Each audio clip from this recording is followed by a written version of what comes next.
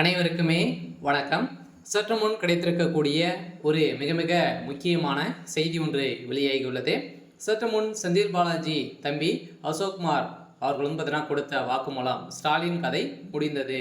இது மாதிரி செய்திகள் வெளியே இருக்கு. சமீப காலத்திலேருந்தே செந்தில் பாலாஜி அவர்களுக்கும் பார்த்தீங்கன்னா ஒரு மிகப்பெரிய சம்பவம் நடந்திருக்கு இல்லையா. செந்தில் பாலாஜியுடைய கதை ஒட்டுமொத்தமாக முடித்திருக்காங்க சொல்ல.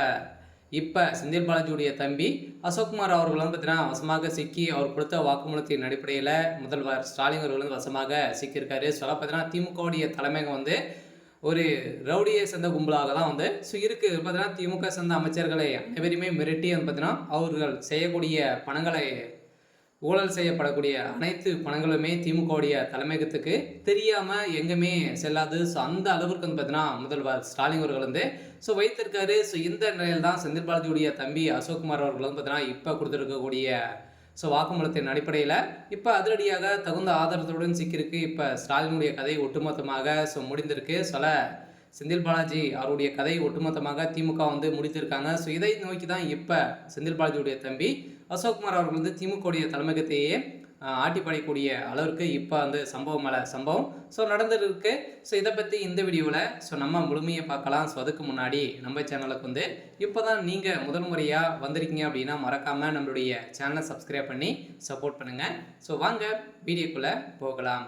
பார்த்தீங்கன்னா செந்தில் பாலாஜி அவருடைய தம்பி அசோக்குமார் அவர்களும் பார்த்தீங்கன்னா ஏற்கனவே செந்தில் பாலாஜியுடைய வழக்கில் முக்கிய புள்ளியாக தான் இருக்காரு. இவர் தலைமறைவாக இது வரைக்குமே இருந்திருக்காரு. இருந்தாலுமே நேற்று பார்த்தீங்கன்னா வசமாக சிக்கிய காரணத்தின் அடிப்படையில் அவர் கொடுத்த வாக்குமூலத்தின் அடிப்படையில் இப்போ பார்த்தீங்கன்னா டாஸ்மாக் உடைய நிறுவனத்தில் நடந்த 40,000 கோடி மெகா ஊழல் நடந்திருக்கு அப்படின்ற மாதிரி பிரமுகமாகவே இருந்திருந்த நிலையில் தான் இப்போ செந்தில் பாலாஜியுடைய தம்பி அசோக்குமார் அவர்கள் கொடுத்த வாக்குமூலத்தின் அடிப்படையில் இப்போ திமுக சார்ந்த அமைச்சர்கள் அனைவருமே சிக்கியிருக்காங்க. அதே மாதிரி சென்னையில் நடந்த டாஸ்மாக் நிறுவனத்திலும் அதே மாதிரி ஒப்பந்ததாரனுடைய நிறுவனத்திலும் நடந்த ரெய்டின் அடிப்படையில் அதில் சிக்கிய ஆதாரத்தின் அடிப்படையில் முதல்வர் ஸ்டாலின் அவர்கள் தான் பார்த்தீங்கன்னா இப்போ சிக்கியிருக்காரு.